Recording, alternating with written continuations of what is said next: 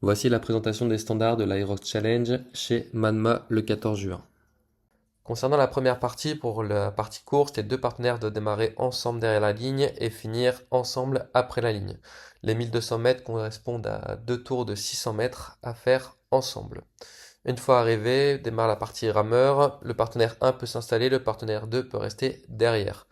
Lorsque le partenaire 1 s'installe, il commence par installer ses pieds dans les sangles, puis saisir le manchon, il pourra commencer à effectuer ses mouvements. Lors des transitions, le partenaire 1 doit être complètement sorti du rameur avant que le partenaire 2 puisse s'installer, toujours en démarrant par mettre les pieds dans les sangles. Il peut régler sa résistance à n'importe quel moment.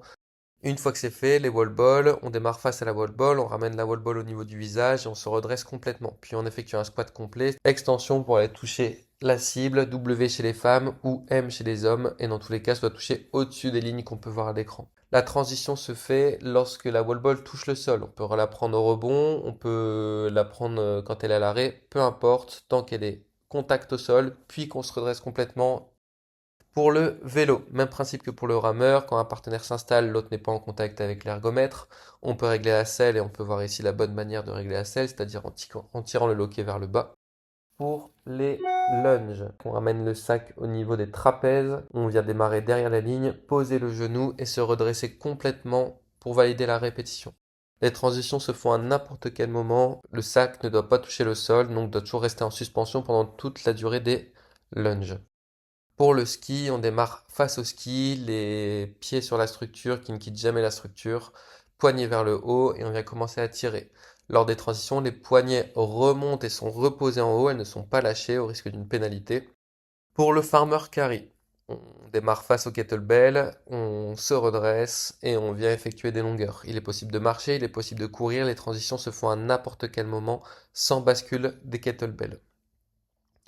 Pour l'éco-bike, on peut régler la hauteur de selle de cette manière. On vient tourner le bouton, tirer, fermer et resécuriser. C'est la seule manière de le faire. Les transitions se font au choix, juste le partenaire 1 doit être complètement sorti de l'éco-bike avant que le partenaire 2 s'installe.